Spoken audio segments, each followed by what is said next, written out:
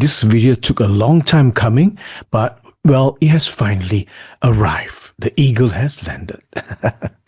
Okay, well, I presume it might be a average length video, okay? Because there is a fairly large amount of material to cover, but it is not complicated, straightforward, easy to understand, but shockingly enlightening, or for lack of a better word.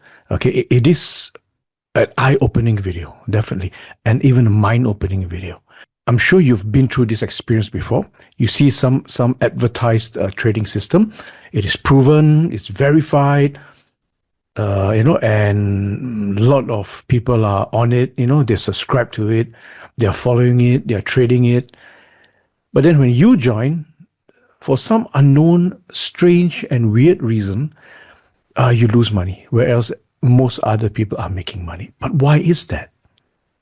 Isn't that the eternal mystery that everybody wants to solve? Well, in this video, I will attempt my very utmost and my very best to bring some light to this mysterious topic. Okay, this is, no, I mean, I don't really have to expound on this or deliberate any further. You know what I mean. So again, let me just repeat this. How can an advertised and proven verified winning trading system cause you to lose money after you've joined the marketed scheme? Why is that?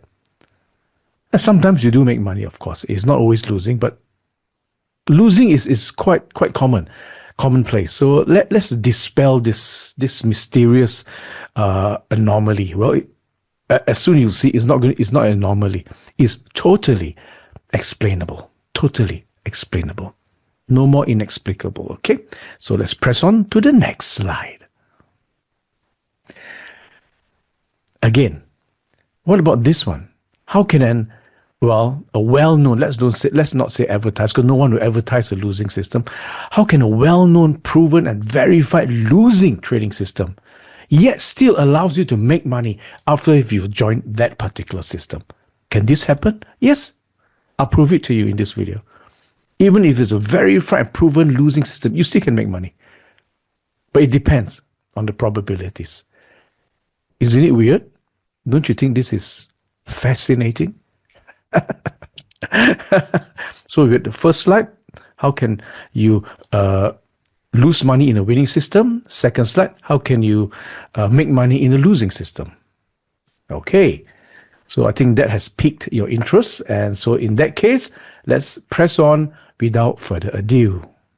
Okay, so I just want to make a statement before we explain how this actually happens. And there's three ways this can happen. Okay, there's three different scenarios where this can occur.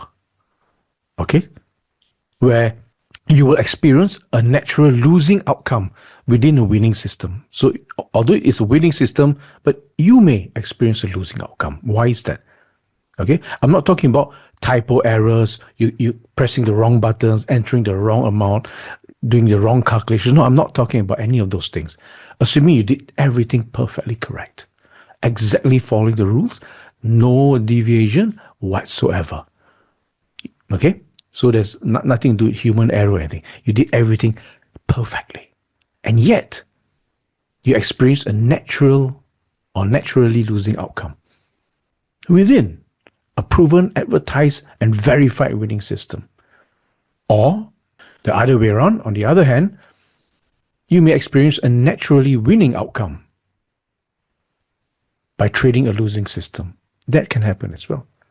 So how is this? How is this all possible? Am I just making all this up? No, I'm not. I'm going to show you mathematically it's true. Not actually mathematically, but just using a simple counting system. You can see it. It's there. It's black and white. Nothing to, it's totally transparent, for the whole world to see. So this video is extremely important in that sense. See, because I'm sure a lot, for the most part of your life, you might be interested in this system. A lot of people are talking about that system on the internet or being advertised here and there. It's a winning system. Everyone giving fantastic remarks about using the system. They endorse the system. Famous YouTubers endorse the system. And it looks like, it's good. And it may be a real winning system. Yeah, we're not saying it is a scam. It could be a truly winning system. But yet, so this is the part I want you to understand. Although I'm not talking about any scam, let's assume that it is a truly winning system. Let's just assume that for now. Okay, mostly they cover up a lot of metrics, which doesn't give the true representation of what it is. But let's assume in this case, it's true representation. Perfect. No scam involved. Perfect. And it's a proven winning system. Yet you can lose. I'll show you. So if you lose by participating in the proven, verified winning system, you're obviously, as a human being, most humans will turn around and say, this is a scam. The system somehow is not a truly winning system because I'm losing money. That's what most people will say. That's their response. That's their reaction. But that could be true. But there is another subset that could be the case as well, where it is a truly winning system. But yet, because of the choices that you make, you experience a losing outcome. Yes. And I'm talking about where there's no scam involved. It's a truly winning system, yet you can lose. On the other hand, for a truly losing system that has been shown to lose over and over again, you might actually experience a winning outcome. And I use the word naturally because it is naturally occurring. Yes, that's right. It's not some trick of nature or some smoke and mirror thing. No, it's not. I'll show you plain and simple how this can naturally unfold as part of your experience, either your losing or your winning experience. Okay, within a system that's supposed to do the opposite. Okay, so let's press on. Again, let me state before we go forward, there are three scenarios where this can happen. And they all connected to what we call the win-loss distribution.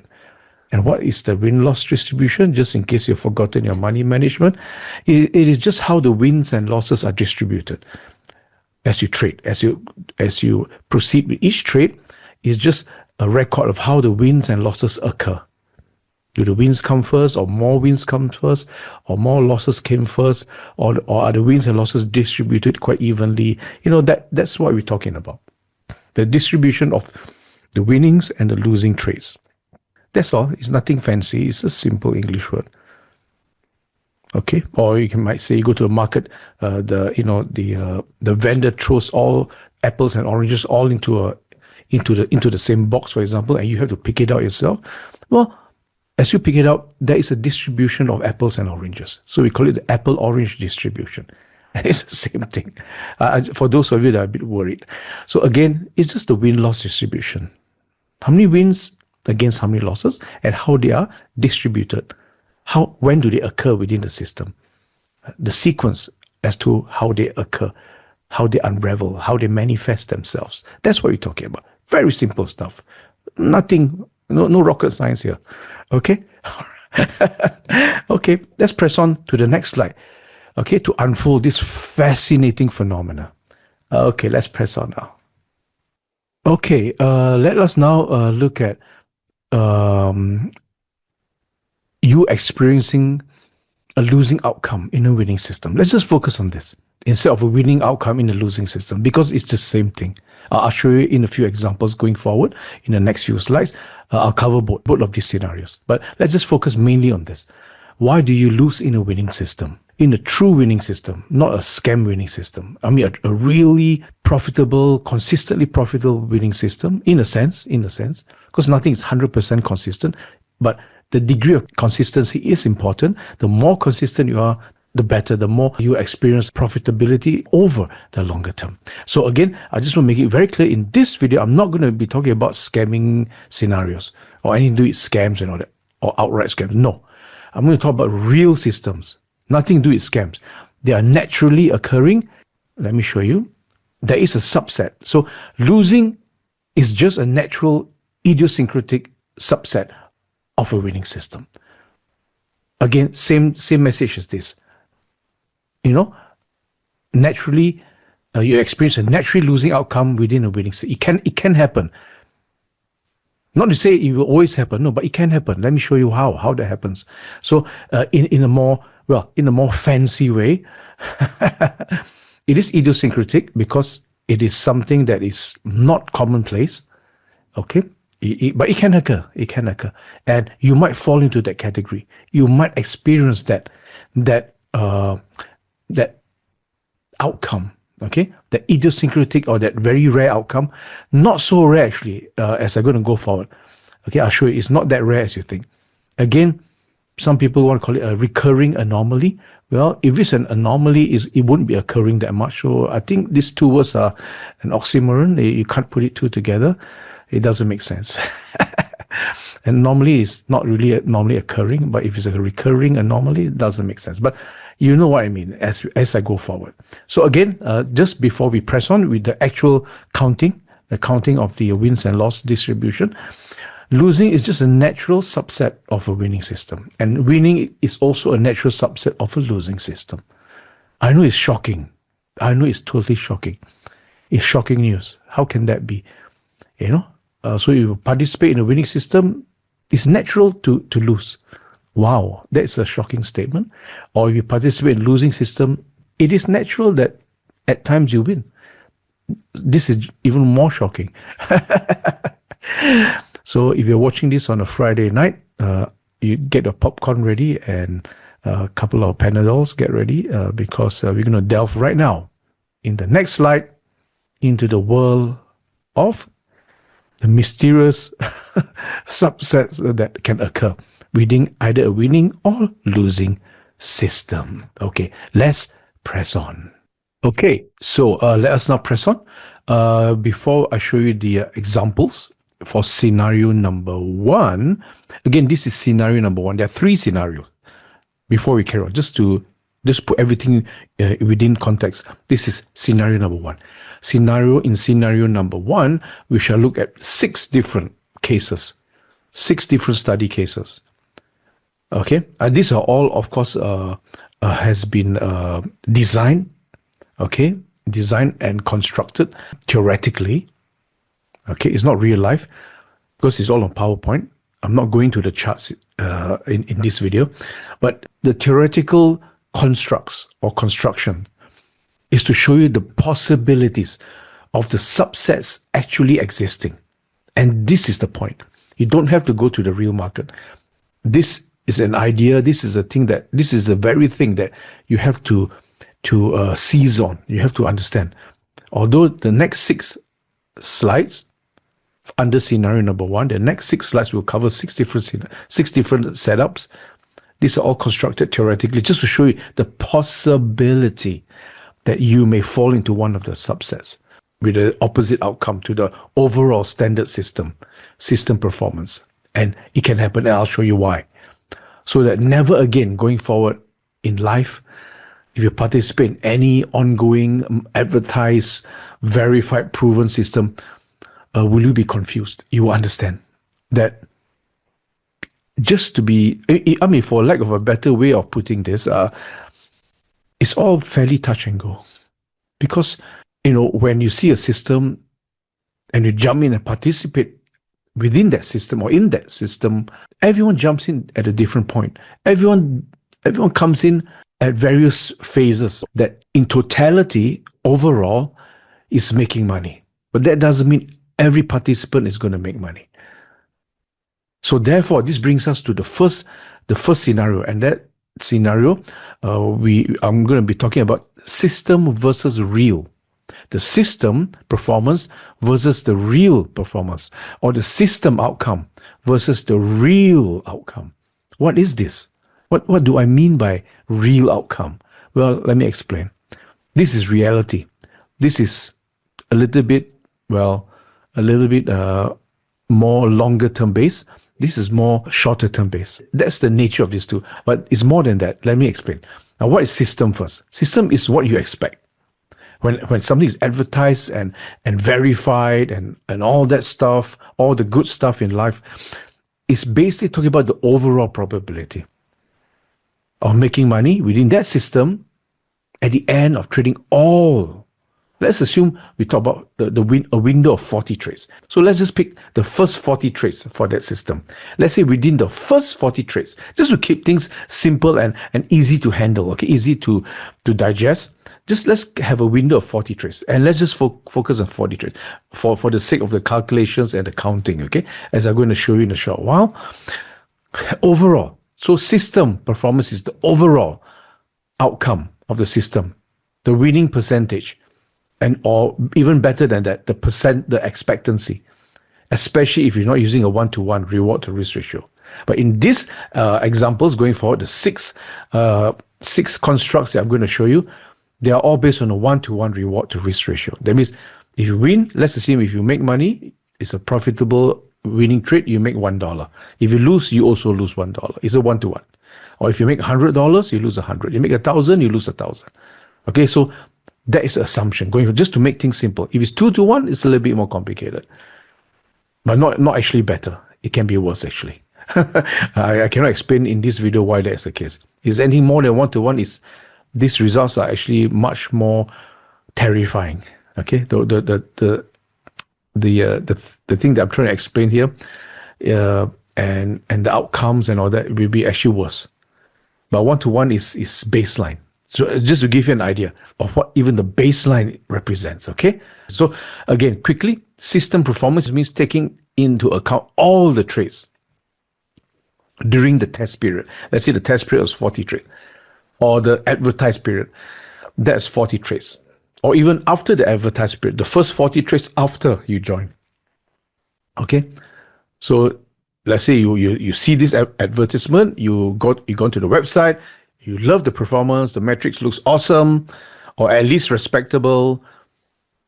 You join somehow, you join the system somewhere along the line, and you start trying to experience either a positive or a negative outcome going forward. So, but this is based on the overall, all 40 trades involved. Actual is different. Actually, is when you actually join the system.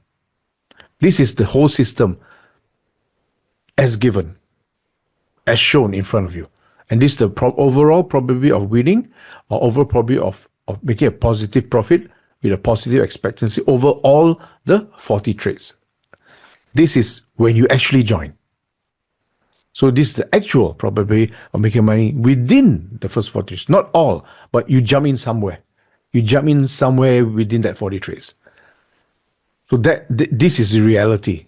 Because not everyone can join exactly from where a perfect point is. There is a perfect point to join, but sometimes there is no perfect point.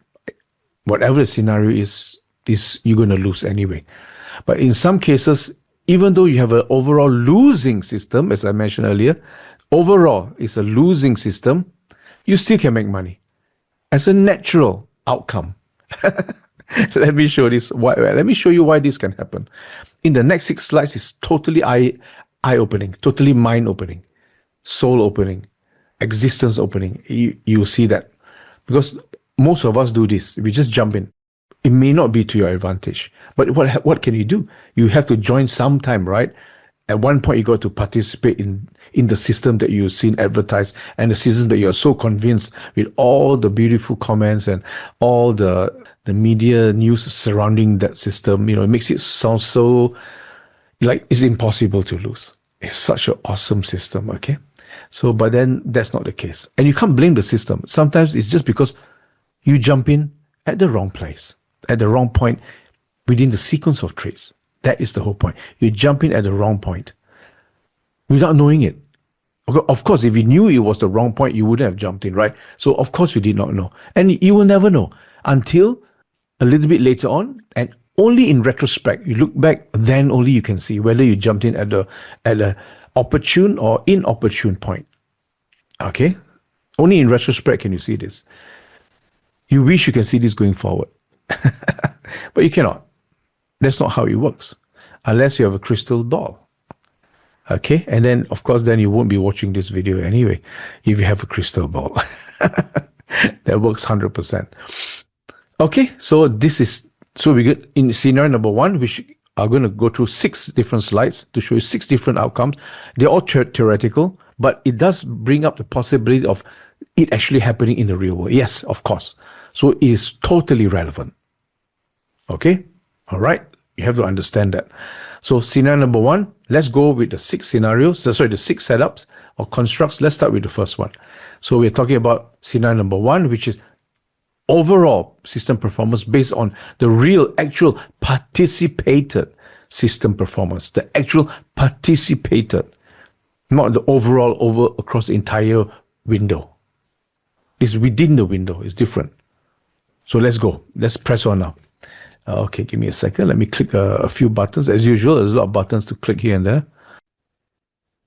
Okay, let's look at trade sequence number 1. Altogether, we have 6 sequences to look at. This is the first one. The first 2 will be very simple, very straightforward. Okay, just to clean the mental palette so that you have a very clear perspective going forward, not cluttered, not confused. So let's start with trade sequence number 1. Very simple, extremely simple sequence. Nothing confusing about it, nothing complicated about it. Okay, so again, let me just state the assumptions. Let's assume that every trade, here we have 40 trades in this window. Let's just pick a window of 40 trades. Otherwise, it'll never end. Okay, we have no limit. So at least we have to be realistic. So let's just pick a window of 40 trades. And within this 40 trades, this particular system, well, it has been very successful, very profitable. Again, each trade is a 1-to-1. That means the break even is 50%. If you win 1 and you lose 1, you go back to break even. You don't make, you don't lose. Because if you do the calculations for 1-to-1, you get 50%. So going forward, for trade sequence number 1, you see in this particular construct, in this particular design system, you see that every single trade is a winning trade. So we have 40 trades, 1, 2, 3, 4, up to 40. Okay, and every trade was a winning trade. Win. Okay, so we have 40 winning trades. Of course, this is theoretical, of course. But who knows? It could happen in real life, but very unlikely. But anyway, we have 40 winning trades. Okay, but again, it's not unlikely. If the trader or the money manager or fund manager uses a system where only if a trade makes money and they and then only closing the trade once he makes money and let any floating loss keep on floating, you will get this kind of outcome. Assuming these are all closed trades. Yeah, because every trade is a winning trade. Only if he wins, then the fund manager will close the trade or the trader will close it. But this doesn't give a clear picture of the equity in the system. Okay, all right. So you have to be careful with that kind of approach. So again, that is just a sidetrack. Let's get back to what we're talking about. So in this system, trade sequence number 1, we have 40 winning trades, 40 all winning trades, and 0 losses. So what is the win percentage? It's 100%. Of course, you know that. The winning percentage is 100%. You make 100%. Regardless of where you do, whenever you start, you jump in within the 40 trades, the real and the overall system win percentage and the real percentage, no matter where you jump in, is still 100%. Okay, so these two are aligned perfectly. They are synchronized. So overall, it's a winning system. So you have positive profit and loss, or at least perfect positive expectancy, no matter where you start, no matter where the trade starts. You can start here, trade number 1, you can start at 16, wherever you start, you will always make money because this is a perfectly winning system. Not hard to understand, right? It's quite straightforward, okay? I'm trying to make it as simple as possible. The complexity will come in a short while. I'll give you the simple slides first. Let's go to the next slide. And this slide is the complete opposite. Every trade is a losing trade. Okay, you can see 1, 2, 3, 4, up to 40. Every trade is a losing trade, and I denote that by the color red. Winning trade, I'll denote it by the color white. So sequence number 2, every trade is a losing trade. So perfect negative expectancy, that means you lose money perfectly. Sometimes perfect is not good, but in this case, well, this is a construct. So you lose money perfectly, no matter where you start. You can start in the beginning, you start halfway, wherever you start, you're going to lose money. That's for sure. Again, these two are aligned, these two are synchronized. They're equal to each other. They mean the same thing. There's no discrepancy yet until we go to sequence number 3. So far for number 1, they're equal, 100, 100. Number 2, because overall it's a losing system, 40 losses and 0 wins, these two will align as well. Whether you trade all 40 or you jump in anywhere, it will still be the same. Remember? This is jumping in anywhere. This is trading all 40. That's the difference. Okay, so let's see. Because in real life, we don't really know when we're going to participate in a winning system, an advertised and proven and verified winning system. We just somehow we see it on the internet at some particular random time, and we just join and we just enter. You could have entered here, here, here, here, but regardless of where you enter in this sequence or in this system, you're going to lose anyway because it's a perfectly losing system. And now let's make things. Let's increase the level of excitement a little bit, and let's go to trade sequence number 3. So sequence number 3, let's assume you have this kind of sequence. Now overall, what is it? Overall, it's a losing system, right? You see, you have mostly losing trades. You got 25 losing trades, and since there's 40, we have 15 winning trades. But overall, since each time you make $1, each time you lose $1. The break even is 50%. Is this 50%? No, it's 37%.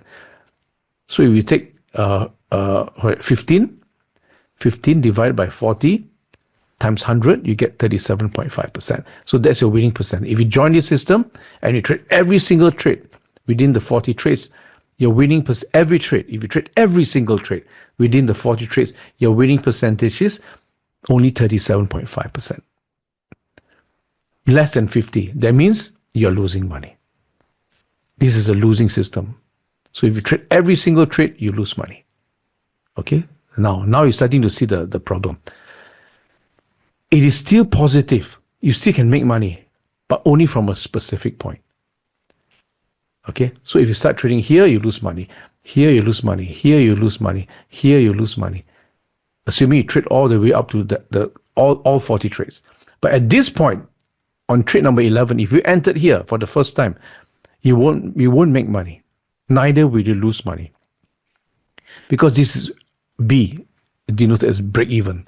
So if you enter here, okay, you got 15 losing trades, followed by 15 winning trades. So you break even, you don't lose money. But if you enter on trade number 12, you make money. Because you only got 14 losing trades, but you got 15 winning trades, you still make money. So anywhere past trade 11, 12, 13, 14, 15, anywhere onwards, you will make money. Everyone will be a winning trade. If you trade right to the last trade, 40 trades. You see that? But overall, it's a losing system. But if you started at 12, 13, 14, you still make money. You see that? This is where the difficulty comes in. It was a losing system, but you find that you are making money. Somehow you're generating a respectable, not really respectable, but unless you get to this point around trade 20 onwards, a fairly good ROI, not bad. But overall, it's a losing system. But depends where you join, it could be a winning system. For you, and only for you. You're a subset of winners within an overall set of losers. You see that? And this is what makes things a bit more exciting. So overall, what is the actual winning percentage if you join this system within these 40 trades? Well, you count the number of wins. 1, 2, 3. You add it all up. Okay? Divided by 4. Don't add in the break even. This because you don't make money here. I'm just saying what's the percentage of making money, not breaking even, just of actually making money. You add up all the wins divided by 40, you get 72.5%. What? It's a winning system. Overall, you make money. It's more than 50%. 50% is break even. What? How can this be? You got 25 losses and 15 wins. Overall, it's losing. So if you trade the entire system, you lose money. But if you trade if you start trading from trade number 12 onwards, 12, 13, 14, you make money. So if you add up all the wins divided by 40, you get 72.5%. Your chances of actually making money within a losing system. What is all this then? What's all this? You see where the confusion starts. So everyone says, this is a useless system, I'm losing money. But then you stand up and say, I don't know about all you guys, but I'm making money. So what? So they think you're crazy. Can you see the difference here? This is where the confusion sets in. The difference between trading the entire thing, that means you let it go for the longest time, beyond 40 even, or just trade at specific points. It makes a massive difference. So you actually win, the real winning is 72, whereas the actual system is only 37. It's a losing system. But yet, in reality, it's a winning system. If you think this is not bad enough, let's go on to sequence number 4. We're on a roll here, as they say. Let's go on number 4. So don't forget, overall losing, 37% chance of making money, but in reality, you have a 72.5. Okay, let's carry on. Okay, we're all spellbounded, but anyway, mesmerized. So it's not a scam. The developers of the system and the one that promoting it is not scamming you. Okay, in a sense. But in this case, it's an anti-scam. It's the opposite of a scam. Actually, it shows you a losing system, but you're making money. So this is even better. But let's go to sequence number 4. This, you might think, could be a scam, because it's advertised as an overall winning system. 32, 25 wins, 15 losses. So overall, it's making money based on a 1-to-1. So winning percentage is, if you add all this up, okay, 25 wins, at 25 wins, divide by 40, you get a 62.5% winning percentage. Wow, it's more than 50. It's a winning system. Why not join? It's fantastic. Assuming you can carry on like this forever. Okay, you can repeat this every 40 trades. Every 40 trades, assume you can repeat this. But if you repeat this every 40 trades, do you have a problem? But if you repeat this every 40 trades, maybe you might have a problem. We don't know. Let's find out. Will you have a problem? Do you have a problem? I don't know. Let's find out. So here, the actual overall system, that means if you take into account all 40 trades, there's a 62.5% chance of winning. Fantastic. But in reality, real people, real traders, real participants, they join at various times. So let's assume that, but again, looking at this, the actual winning trades are only the first few. From trades 11 is a break-even trade. From trades 12 onwards, you actually lose money. Because here, at 11, you got 15 wins and 15 losses, followed by 15 losses. So you break even. But at trade 12, you got less. You got 14 wins and 15 losses. You actually lose money. So therefore, if you jump in randomly from trade 12 onwards, you lose money all the way to the end. At the end of the 40 trades, you lose money. You only make money if you enter from trade 1 to 11. 12 is break even. So you have a negative outcome from a specific point. Which point is that? From the break even point. That means from trade 11, trade number 12, this is a specific point going forward, you lose money. Regardless of where you jump in. You can jump in here, here, here, here. So here you have an overall winning system, advertised, verified, proven. Over 40 trades is proven. Okay? Even the auditors come in. The big auditors, the big accounting firms, they verified this is true. Actual trade, real broker, everything is real. No scam. No scam. No scam. And yet you join and you lose. Because you came in at the wrong place. They're not scamming. Assuming there's no scam.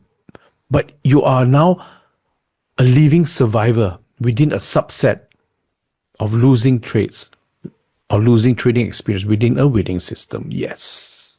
You have become a statistic. So sorry about that. So what's the actual percentage, winning percentage of this system? Add up all the losing trades.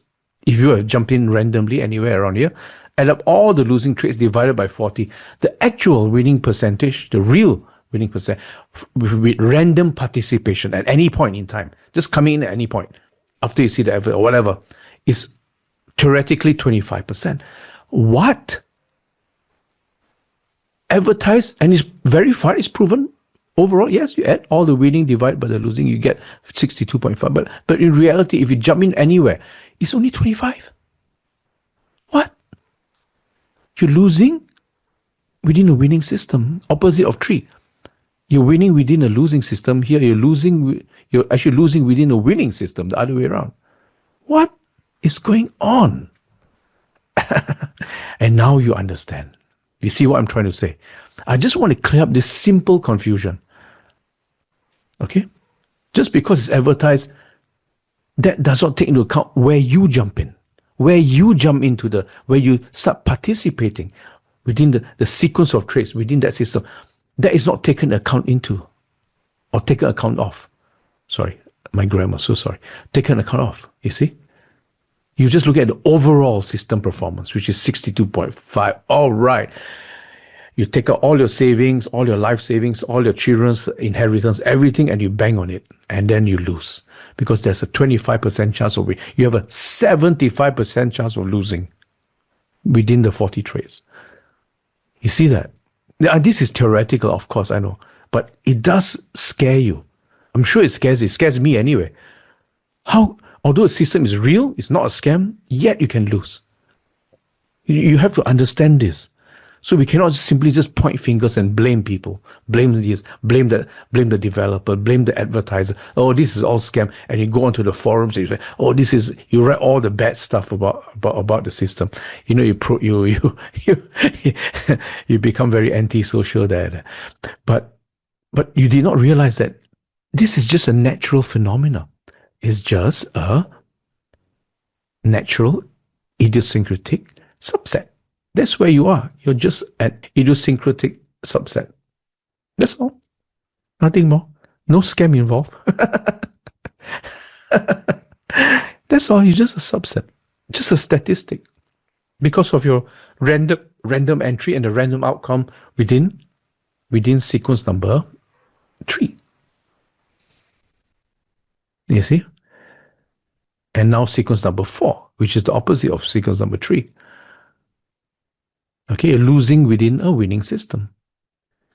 So it's important to distinguish, what does percentage win actually mean? What does expectancy actually mean? Does it mean, normally what it means is the overall based on the overall number of trades. But in reality, no one trades on the overall number of trades. You just jump in randomly. And that is the problem. See, you start at trade number 20 and you trade every single trade after that. Yeah, you make money. You lose money. Because you only have 20, 1, 2, 3, 4, 5, 6 winning trades and you got 15 losing. How can you make money? You see that? So where you jump in, where you join, where you participate, that is more geared towards the reality of the situation. And that's what I call the real winning percentage, which is, again, you have a winning percentage in sequence 4. In reality, if you just jump in randomly, it's only a 25% chance. Better you join the losing system. It's better. You have a higher chance of actually making money. Instead of joining the winning system, you have a lower chance of actually making money. I know this is theoretical, but it does basically stress the point, you see, what I'm trying to say.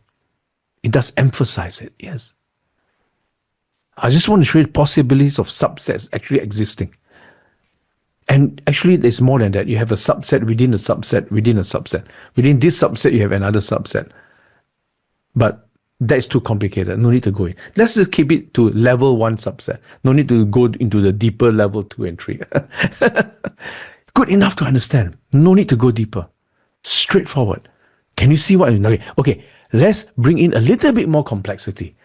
So the first one is very simple. All wins, you understand this.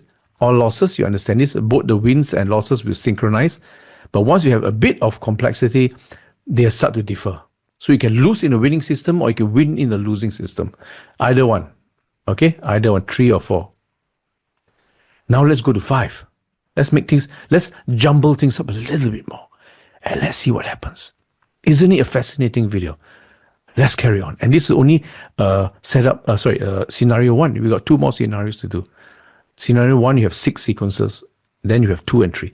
Okay, let's carry on to the next slide. Okay, so now let's look at trade sequence number 5. Now again, this is a little bit more complex, but there's one more to go, trade sequence number 6. But let's do 5 first. 5 is a more simplified version of 6. Okay, again, same thing, 1-to-1, break even 50%. Here, overall, if we traded all 40 trades as advertised, it is an overall winning system. Okay, why? Because if you counted all the wins against all the losses, you have 21 wins against 19 losses. So that will give you a winning percentage of 52.5, just slightly above 50%, which means it's a winning system. It's a system that makes money. There is positive expectancy. The average profit and loss is positive. That means on average, for every trade, each time you trade, whether it's a winning or losing trade, but on average, you make money. Okay, so here we have a winning system. If you've traded based on the system, the percentage win of the entire system across all 40 trades, you have a 50, just slightly above the baseline, above 52.5. That means slightly above 50, you make money because you have 21 wins against 19 losses. So yes, you make money. Not much, but still, at least you're making money. Now, in trading, we have to be very, very, very humble and very grateful. As long as you're making money, don't complain. Making money is already a bonus. Normally, it's break even or lose money, okay? Because of various things, like what you see today.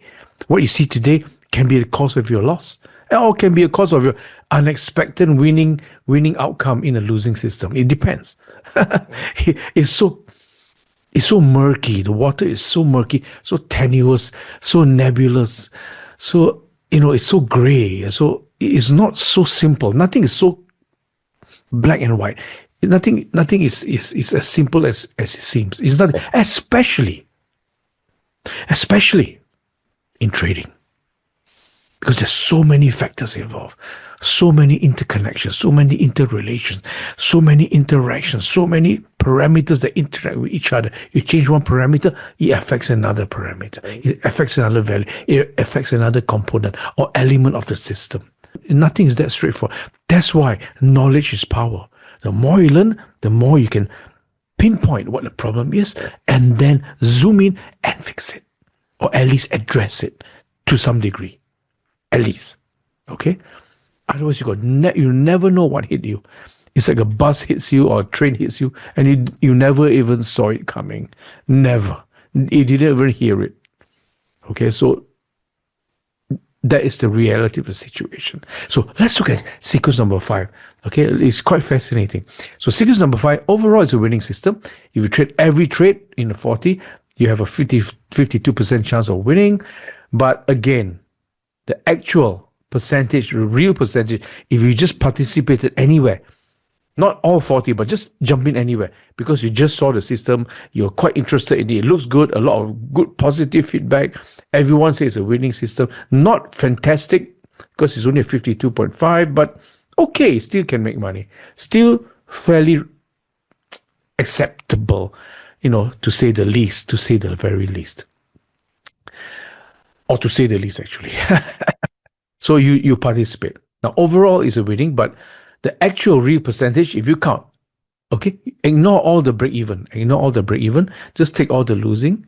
Because the question is, what is your percentage of winning? Not break-even. What is your percentage of winning? So you add all the losses, divided by 40, your actual winning percentage, if you take part in this, is anywhere, randomly, just jump in here and there, you have only a 5% chance of winning. That's right. Only if you enter these first 2 trades. Any other trades, if you enter after the first 2, you lose. Can you understand the gravity, especially if you're risking a lot, the gravity of the situation? You see that? So it is not that simple. There's also other things involved as well, as to, like, for example, how much capital you're spending. So if for example, or you're trading with, for example, let's say if you trade, you risk 1% per trade, you're going to have a big problem. Okay, especially when it comes to this kind of trades. If you risk 1% per trade, or even let's say 5% per trade, you are crazy. Yeah, there's with a capital C. 5% a trade, if you trade here, 1, 2, 3, there's more than 20 trades. Although overall it's a winning system, but 5% per trade multiplied by 20, by the time you reach 20, somewhere around here, you lost all your capital. Although it's a winning system. So I'm not going to talk about percentage exposure in this video, but I'm just saying that is also involved. So the smaller your percentage you risk per trade, the higher chance you can survive. I've proven that in money management. Please go back and watch your money management videos. It's all proven in ultra mathematics. It's undeniable, unshakable. It is a fact. F-A-C-T with a capital F. The mathematics cannot be wrong. So money management is the basis of getting everything right. So here, in a sense, it's a kind of money management thing, but it's not really. It's more of a win-loss distribution problem. From sequence 1, 2, 3, 4, now we're at 5. It's all about the win-loss, how the win and losses are distributed. That alone is already a problem. So here we have a winning system, although it's only a 52.5, but if you join randomly anywhere, you only have a 5% chance of survival. Imagine that. Can you see how now it's getting more complex? If you join here for the trade 17 and trade all the way, you break even. If you trade 27 or 29, you trade all the way to the end, it's break even. You're lucky. Anything else in between, you lose, except for the first two. The third trade, if you enter on trade number 3, you'll just break even all the way. You get nothing, you lose nothing.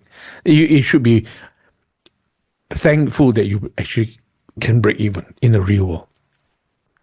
Breaking even is already, I consider as a bonus. Make money is beyond bonus. You're blessed. So you got to get all your things together. You got to get everything together. You got to get everything that you've ever learned together. You got to put it all together and focus, concentrate. Don't deviate. Don't break the rules. Follow the guidelines 100%. And then only we can fix it if you have a problem. If you don't follow the rules, you break the rules, you deviate, you do anything you like, nobody can help you. Because there's no structure that we can fix. There's a non-structure that we cannot even approach. It's not a non-structure because you're just doing everything randomly. So there exists a non-structure, and what can we do with a non-structure? Is nebulous, is tenuous, is unknown, is so grey, nobody can help you. But if you follow a structure and you lose, we can still fix it. So there's a structure is important. Everything has to be followed to the T, 100%, right to the point. 110, 1000%. It will work accordingly with the highest probability that you can get there in the shortest period of, or at least the shortest period of time. Okay, so important. All these are important points. Although I'm deviating slightly, but forgive me for that. I think it's important that I mention it. Okay. 52 above average, you can make money, but the reality is it's so bad. It's so bad. It's only 5. No way I will touch this. Okay, but although I said that, although you may say that, it makes no difference because when you are here and here or here, at this point, you don't know what's coming. That's why I said only in retrospect you understand. You can't see going forward progressively. Not possible. Isn't it fascinating? So sometimes you cannot just blame people that are scamming you. No, it's just you're a subset, you're an idiosyncratic subset of whatever it is that you're doing. That's all. You're just a subset, a walking subset. I don't know. I'm just trying to make things light and easy so that you don't get too stressed. But it is a fact. Yeah. So let's go to sequence number 6. Let's see what's going on here. Sequence number 6. Boom. Okay. All right. Let me just check whether I'm actually recording. Yes, I'm recording. Okay, that's a good thing. Okay. Now, sequence number 6. This is the last for scenario number 1. For scenario number 1, this is the last sequence I'm going to look at. Scenario number 1. So 6 is a little bit more complicated. A little bit more than 5. 5 is very straightforward. Okay, I made things very simple. I constructed or reconstructed everything in a simple manner, simple fashion. Let's go to 6. 6 is a bit more complex. I introduce a little bit more complexity. Okay, again, overall it's a winning system. You have 22 wins against or versus 16 losses. So overall, 22 divided by 40 times 100, you get 55% chance of winning. So if you enter and you trade the entire system from beginning to end, you trade all 40 trades, you have a 55% chance of making money. 55% chance of making money. That's your probability of success. Good, right? All right. Okay, at least it's better than anything lower than 50. At least you're on average, you're better than a casino. Casino is only like you have a 49 point something percent chance at the roulette table. The house has a 1 or 2% chance or something like that, somewhere in between. I mean, you can check on Google, but this is much better than going to the casino if you're playing roulette, assuming, and the croupier is not as experienced, and the table is not tilted or something or whatever. But anyway, we don't want to go into that's a different science altogether. So you have it's an overall winning system. Overall winning system. Well, what is your chance of actually making money in this system? Strangely enough, it's also 55. If you ignore all the break-evens, if you enter here at trade 32, you trade all the way to the end, you lose. You enter the last trade, you lose, of course. You enter this trade 20, and trade all the way to the end, you still lose as well. But any other trade, you win all the way. All other trades are win, except for the break-even trades. So we ignore all the break-even. We only count the winning trades because the question is, what is your winning percentage, not your break-even percentage? Okay, so let's ignore all the break-evens. Let's take all this, count up all the winnings, divide by 40. Assuming you're entering this trade, you're participating randomly, anywhere, just coming in anywhere. But except for 20, 32, and 40. Any of these three you enter, you lose money all the way to the end. Okay, except for these three. Hopefully you don't enter at those three. You enter anywhere else besides those three. So your expectancy, your winning, the amount you make depends on where the trade starts. Just like in sequence number 5, depends on where the trade starts as well, especially here. Anywhere else after the break even, you lose. After trade number 3, you lose. 4 onwards, you lose. Go to sequence number 6, you have 3 losing trades here. So you have to be careful, not enter at the point of 20, at the point of 32 or 40, but anywhere else you win. But anything else than that, you break even. So add up all the winning trades, divide by 40, you only have a 55% chance of winning. And in this case, it's equal to the real world. The actual total trades, if you trade all 40, is same, is equal. So for this particular sequence number 6, it's a bit unique, it's a bit different from sequence 5 and 4 and all that. It doesn't matter what you do. The real world, the actual total overall winning percentage is the same as the real. So in this case, you get probably the same kind of results, except if you enter here, and here, these 3 losing trades. But it's all already accounted for within here. So although the win is 55, the actual real random participation point at any part of the sequence is also 55. That's interesting. You see that? You see that? So in this case, they match. Strangely, similar for one. For 1, they all match 100. 2, for 2, they match 100. And for 6, they also match 55. But this is rare, very rare. Okay, that this happens. Normally, it's going to be 4, scenario 4, or scenario 5. Normally that's going to be the case. But I show you 6 just to throw that in, just for the sake of showing that they can match as well. They don't have to have fully equal outcomes, like all wins or all losses. Okay, consecutive wins or losses. They can have random wins and losses, but they can still match up. Okay, so this going back again, this is scenario 1 with 6 setups I showed you. This is where the problem can start.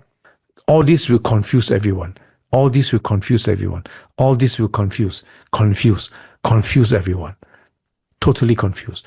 So a winning system, but in this case, is okay, it's neutralized. But 5, 4, and 3, 3, 4, and 5, you may lose in a winning system, you may win in a losing system.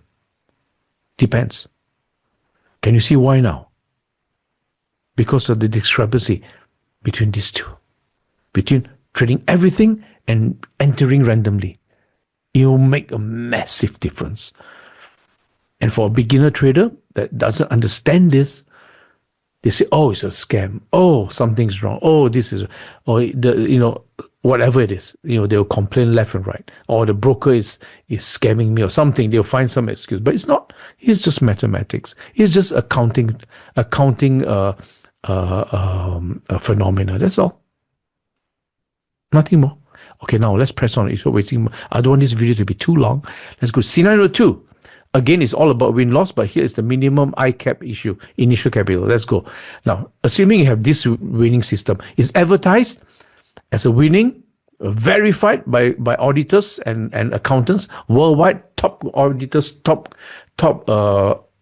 accountants, the big four or the big five, if they still exist, verified, winning, profitable, everything, blah, blah, blah, real account, real money, and so on. With significant performance. They trade over 3,000 trades and they have this performance. So over 3,000 trades, you can still make money. The system is pretty good. It's we refer to as it is a statistically significant trading performance or system. But can you make money? Can you make money?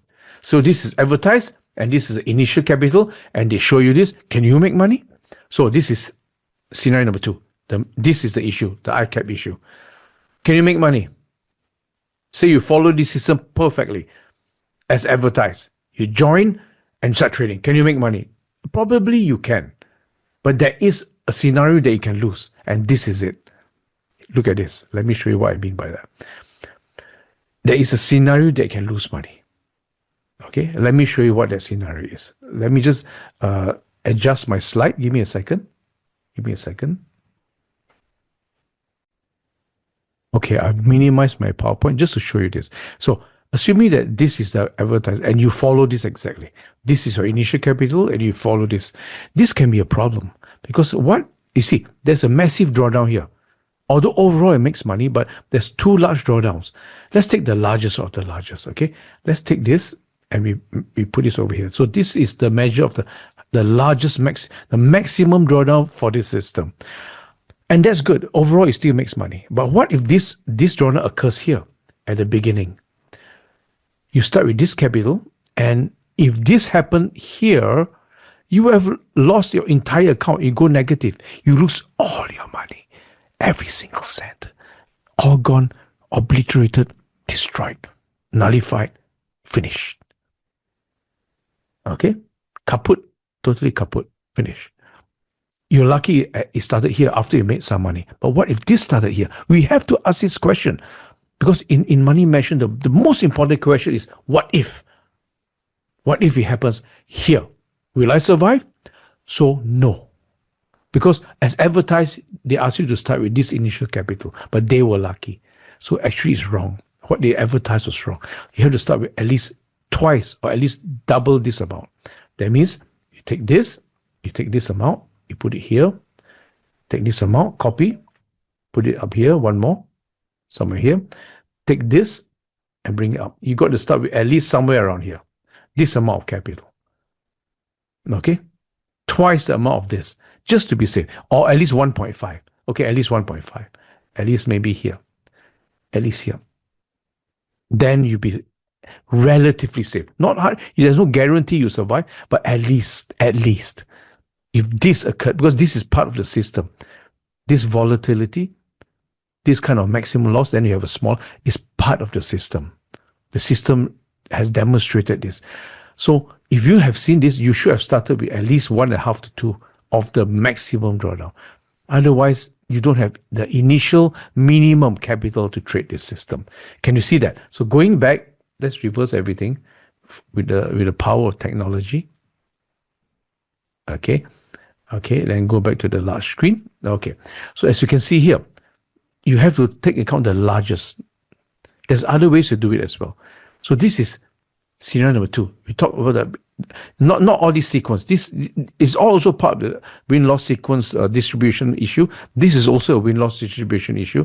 A lot of losses distributed in this area as opposed to others. So you have a big drawdown, and this drawdown is the cause of the problem. You don't have initial cap. You don't have the minimum initial safe amount of capital to trade this system. Although it's a winning system, you might get knocked out because this might occur in the beginning and you're just unlucky. That's all. You're just unlucky. And then you complain. You say it's a scam. It's not. It is still part of the system. It's just that this came earlier. You see that? So this also can be a problem. Why? An advertised, proven, verified trading winning system can cause you to lose money. Yes. This is also part of the reason why this can happen. Can you see that? So this is scenario number 2. Go back here. Is the minimum ICAP issue. So you have to analyze, not just follow what the advertisers say. You got to do your own analysis on their outcome. Assuming the published data from the advertiser of this system is giving you true data, real data, proper data, not a scam. Then you have to do this kind of analysis because they may not be smart enough to do this. Of course, they want this ICAP to be as small as possible so that everyone can participate. But if they give the actual safe amount, at least probabilistically or statistically speaking, a safer amount, nobody can join. It should be too high. The minimum cap, to join you need at least 10,000 US. Nobody's interested. But if you say 300 US, of course, everybody's interested. But the system is against that. Run as fast as you can in the opposite direction. Trust me. These people don't know what they're talking about. They're more interested in marketing and making money than actually helping you. That's why knowledge is power. These videos are crucial that you watch to understand. Okay, it's not really a scam. They're just trying to push the envelope, try to make money. Hopefully you don't experience this hope they pray for you. But I don't know whether they actually pray for you. But I'm just saying, it is a problem. Okay, I think you understand now. So I don't have to belabor the point any further. Let's go to the next scenario. The last scenario I'm going to talk about is there's another one actually, which involves, remember I mentioned earlier about the percentage risk per exposure, but then you can see that in money management. But I don't want to cover it. It gets too much. Okay, so this is the third scenario, simple scenario I want to explain, is the system reliability issue. That means we're talking about something that we want to see a system that's more consistently profitable in the longer term, not just in the first 1 or 2 trades. That could be just pure luck. And anyone, even a gambler, can make money. You flip a coin, within the first 2 flips, you can make money.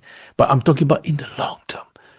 Over the long term, the balance of probabilities, the way they skew left and right, either against you or towards you, or either in an advantageous manner towards your system or against the system. That's the longer term outcome that we actually want to look at more importantly than the short term. Short term can come and go. You can win and lose. But the longer term is the more important. That will define you, will establish you, will consolidate you as a survivor. Okay? Your probability, POS of survivability. Not only pure probability of success, but your probability of surviving. Your shelf life. You want to extend that indefinitely. Just like you want to live indefinitely. I don't know, maybe some of you. But okay. So again, scenario 3, we're going to now talk about the system reliability. When I say talk about reliability, I mean robustness. How robust is the system? Can it handle all kinds of market environments? Over, say, a few thousand trades. Can it handle? Is it robust enough? Strong enough? Adaptive enough to handle all kinds of market conditions and still make money? Sometimes it suffers some draw, but overall it can make money. Let me just boil it down to 2 simple definitions. Mathematical expressions. That's all. Just to make it simple. And that's all you need. Trust me. No need to go that far. No need to spend 8 years doing a PhD. I'll make it easy for you. Robustness and reliability. That's what we want. This is the third issue. The third scenario that we want to talk about is a reliability, robustness issue. You can also use the word long-term consistency. That also can be used. It's interchangeable. So what do I mean by this? Okay, let me go to the next slide to explain this. Okay, so give me a second. Let me click on a few buttons here. There's a lot of buttons to click. Hang on, give me a second. Hope you're enjoying this video. I'm trying to make it as entertaining as possible, although it's quite scary, but let's press forward. Okay, so let's begin. Again, this is scenario 3 with respect to the win-loss, the issues that's related to the win-loss distribution, or the distribution of the wins and losses in a sequence of trades. Okay, that's all it means, nothing more. I already explained that earlier in the video. So again, we're looking at reliability, or degree of robustness. How robust is the system? Can it handle all kinds of market environments? And of course, that will relate directly to, or be directly relatable to its reliability. Okay. And of course, all that involves the ability of the system to undergo some degree of volatility and yet remain reliable to a large degree, and yet remain reliable in terms of its ability to adapt to different market environments, regardless of the with respect to average volatility. Not extreme, of course. Not extreme volatility. That unless the system can do that, that would be a fantastic system. but that might be asking too much. So let's not push the envelope too much. Let's just keep things quite realistic. So robustness, reliability, okay, and consistency. This is what this all relates to here. These expressions, these mathematical expressions. Okay, so let me explain. One way we can do that, instead of delving into all the complexities of econometrics and all the models and all the assumptions that you need to get the models working and all that stuff. Okay, for those of you who have done it, you know what I mean. It is a big headache, okay? It's tremendously complicated, but it still doesn't really get you anywhere. It comes back to simple stuff, simple things that will give you a sense of clarity, a sense of direction, okay? And that's what you want. You don't want to be messing around with all those stuff, because that's a different thing altogether. You got to spend years studying those stuff. But let me boil it all down and give you the fast track, straight to the point, okay? So maximum drawdown, DD means drawdown. So this is a drawdown as a market force. This is a run-up in capital. So we have drawdowns and run-ups. This is the technical terms that traders and fund managers, they use. So a drawdown is when your capital falls. A run-up is when your capital rises. Okay, that's it. Nothing more. There's no other terms there. Okay. And of course, you have the inflection points, the turning points for all that. So maximum drawdown. So let's look at this system. Let's assume that this is all the trades that we had. This is 3,000 trades, all of it. And within this entire journey, this entire trading campaign, we obviously visually, and let's assume there's two things you have to understand. There's two kinds of charts. Let's assume this is the balance chart, to make things simple. There's something else called the equity charts. Okay, you actually, in reality, if you followed my money management masterclass, you got to watch both.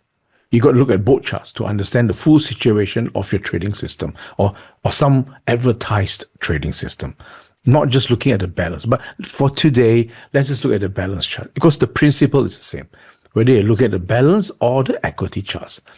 Okay, take the one with the larger maximum drawdown. If it's on the balance chart, use that. If it's on the equity chart, use that.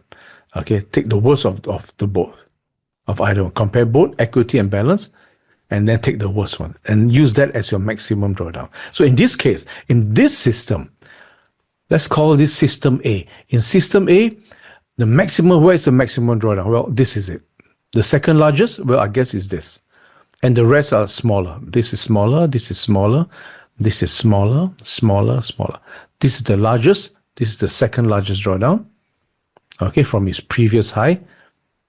Okay, from its previous high, this is the second largest drawdown. From the previous high, this is the previous high, the second largest drawdown. This is the first largest drawdown. So this is the maximum DD. This is the second, but let's just focus on the maximum. So let's take let's assume that this is a certain number of pips or certain number of points or certain number of dollar or cents, whatever market that you're trading. It depends on the market. The units depends on the market that you're trading, and so on. Let's talk about Forex just to make things simple. So let's assume from here to here is a certain number of pips. Let's say 60 pips or 80 pips or 100 pips, whatever it is, whatever time frame you're trading. And that, let's say that represents your largest drawdown. And this is, let's say, 3/3 of it, okay? So this is 100 pips, this is 75 pips. Let's just say for fun. But we're not going to focus on this. Let's focus on the max. So this is, let's say that's a certain number of pips, whatever this is, whatever you measure this to be, okay? And what is your average drawdown? Average is different. You add all the drawdowns together, this one, you add all the out together. Say, let's just say this is 20 pips, 27 pips, 75 pips, 28 pips, 26 pips, 47 pips, 29 pips, and you add it all up together, all the drawdowns, and you divide by the number of drawdowns. Or only the big, I mean, of course, there are very small market moves, but just take the average big waves, just on average. So 1, 2, 3, 4, 5, 6, 7. I'm just simplifying things. Actually, it's much more complicated than that. I'm just simplifying so that you can understand. So there are 7 drawdowns. Add it all up together, the largest to the smallest, add it all up and divide by 7. That is your average drawdown. So if you divide the maximum by the average drawdown, you should get something 1 or above. If you divide this by this, you will get a number that's either 1 or above. Now, if you get something less than 1, please contact me, because you might be able to win the next Nobel Prize, okay? But mathematically impossible. It's not possible, okay? So if you can get a number less than 1, please contact me. Of course, I'm just joking. But basically, it's 1 and above. Now, the closer it is to 1, the better. What does that mean?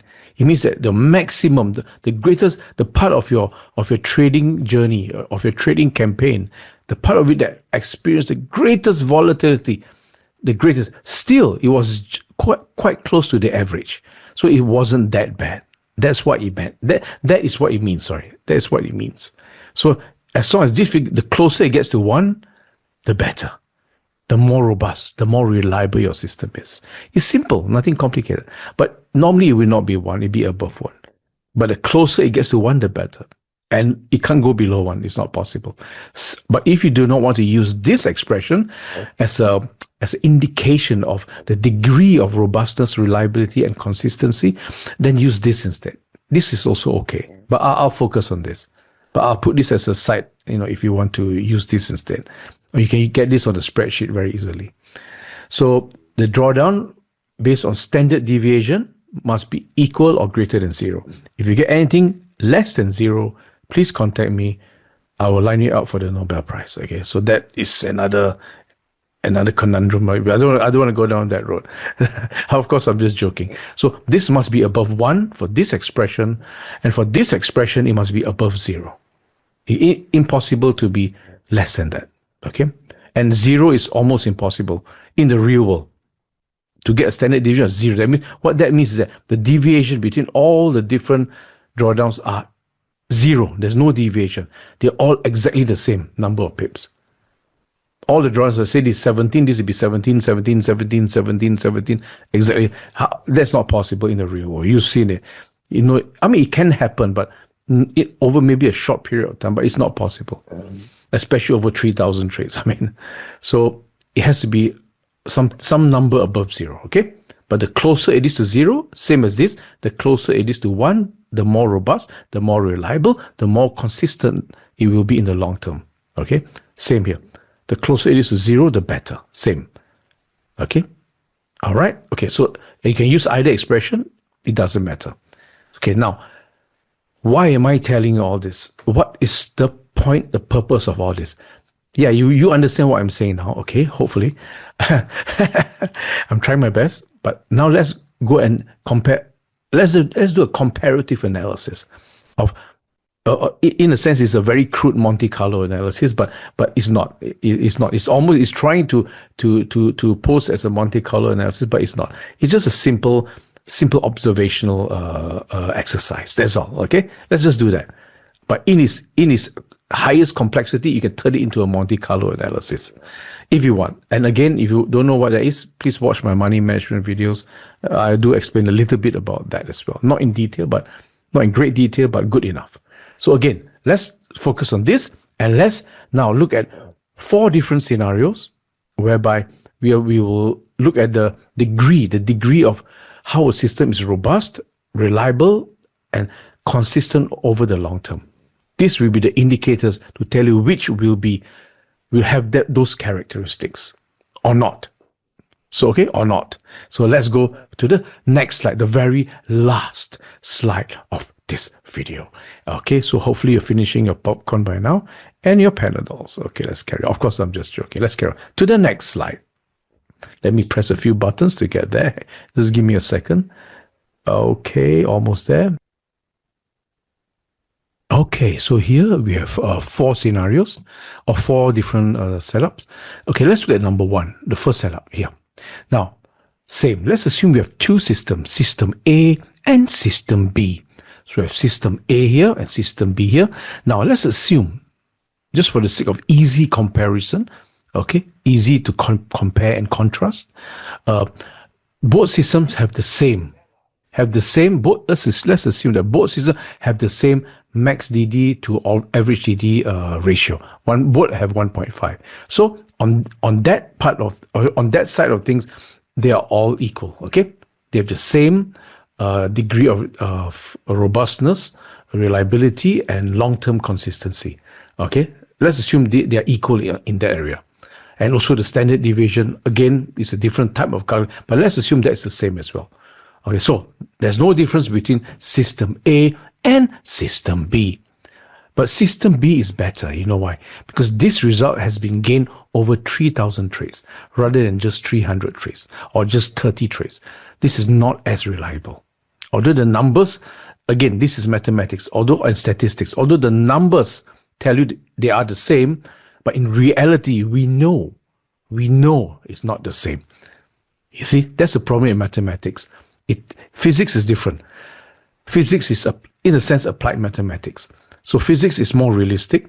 It takes into account the reality of the situation or the reality of the environment, okay, of the ecosystem, where mathematics is just mathematics.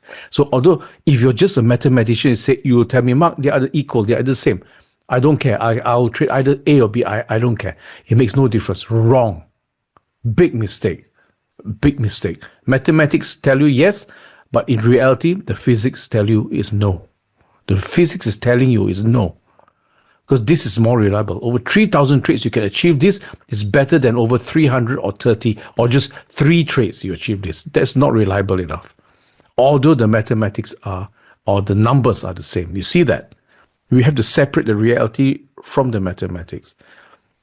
Mathematics gives us the basis, but then we have to ask, within the context of reality, does the mathematics make sense?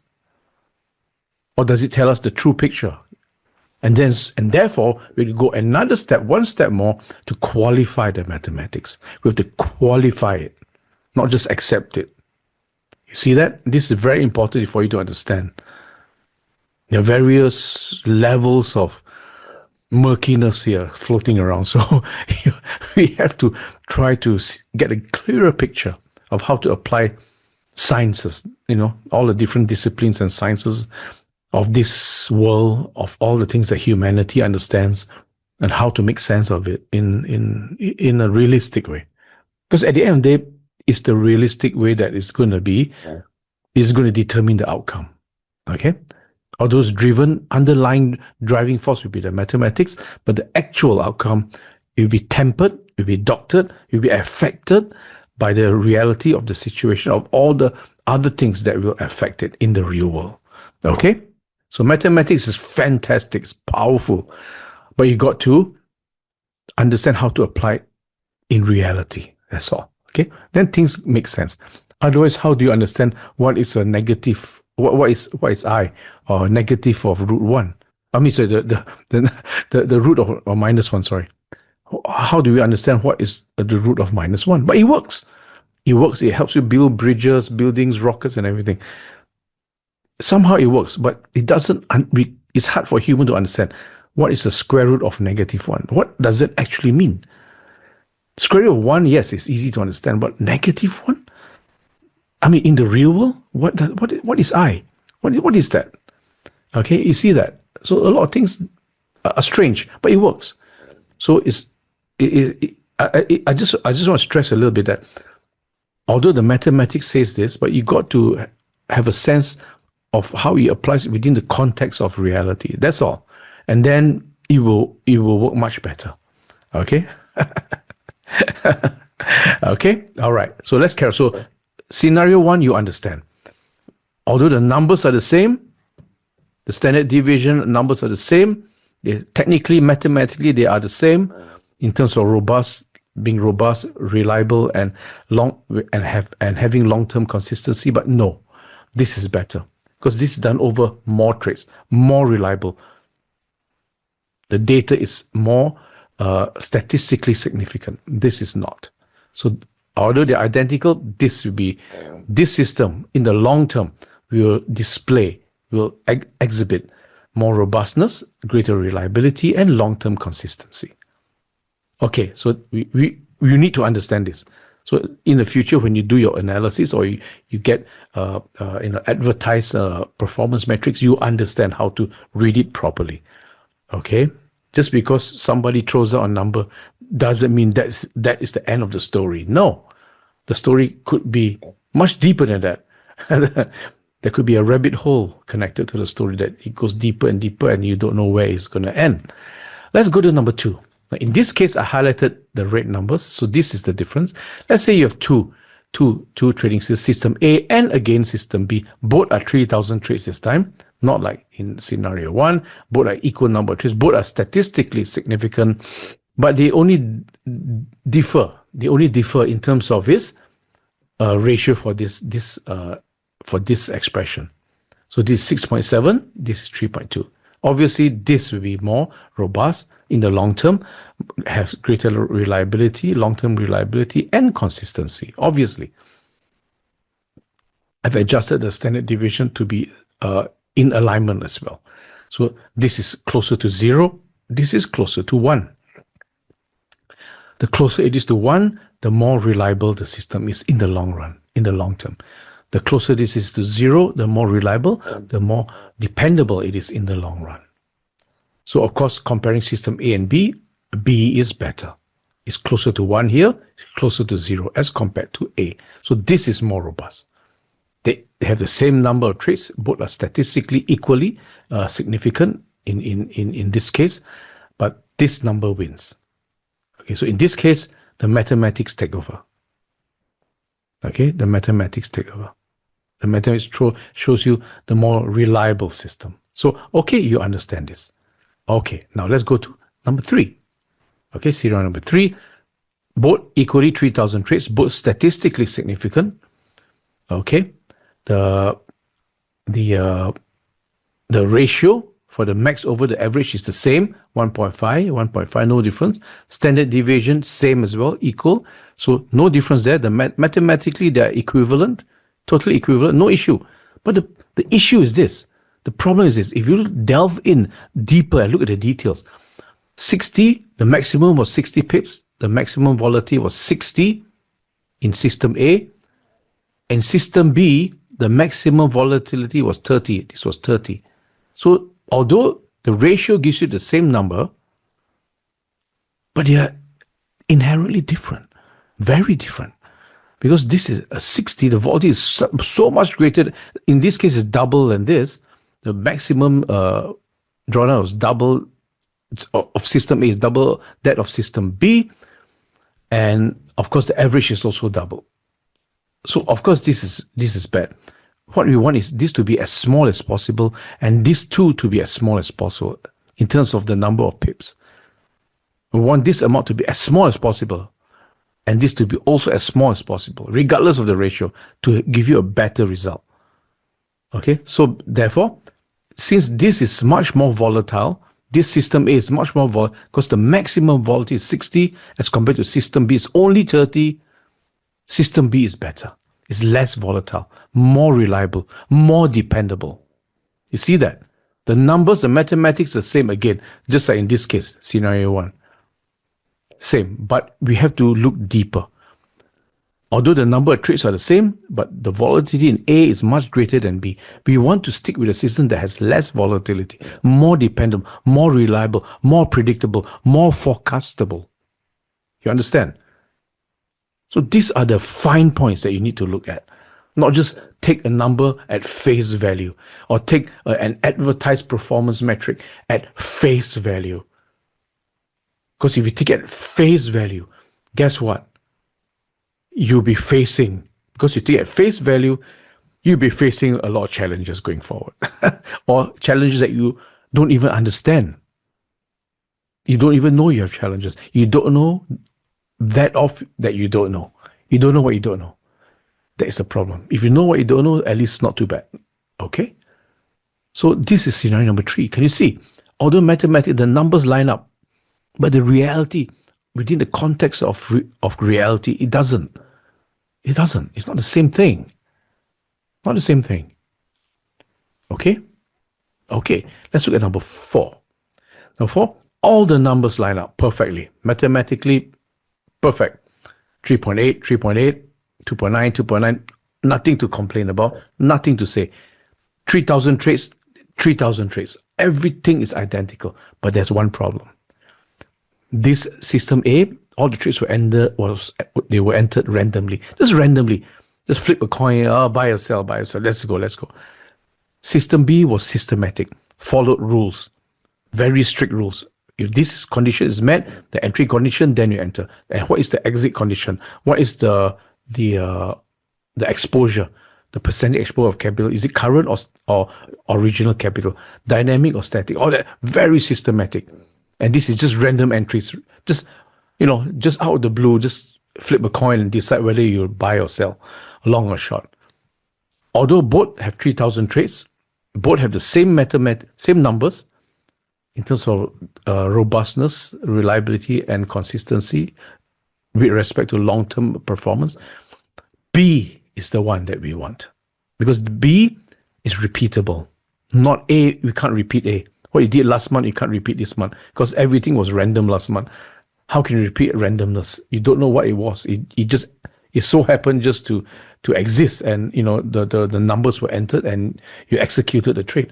It's just random. But if it's systematic and it's losing money or making money, you know how to improve on it because you know where the system is, you know the boundaries of the system, you know the parameters of the system, you know the constraints of the system, and from there we can actually figure out what is not ideal and how to fix it. Not in a random system. How can you fix something that you don't even know what's going to happen next? You have no entry rules, no exit rules, no nothing. Although the numbers are the same. They are both 3,000 trades. Let's assume both are systems that are making money, winning systems. Let's assume. I'll go for this one. Because it's something we can repeat. This is something we don't know. Does this although maybe after 3,000 trades, they seem to be the same, but after 3,000, as you go to 4,000, 5,000, 6,000, 7,000, 8,000, as you proceed into the future, you want to have long-term survivability as a trader. Will this hold up? Will this be solid enough to hold up over the long term? I don't think so. My bet is this. You see that? So I give you 4 simple scenarios to understand. Although numbers could be, especially for this case, here the numbers are different. So we take the lower one, of course. Everything else is the same, except for this. But 1, 3, and 4, they are more complicated. They are things you have to think about within the context of reality. How do you apply numbers, mathematical outcomes and align that with the physical properties that you have to deal with, either in trading or in whatever science or whatever environment that you're in. Okay, you see that? So I just want to bring this. I want to expand your mind. I want to expand your attention, expand your understanding much further than just relying on numbers. Although they are important. The numbers are highly important. But within the context of reality, is what you need in order to interpret the numbers in the way that is applicable, more effectively applicable, more efficiently applicable, especially with long-term performance. Okay, that brings us to the end of this video. I hope you enjoyed it. I really gave it as much care and attention as I can in this video because I think it's very important.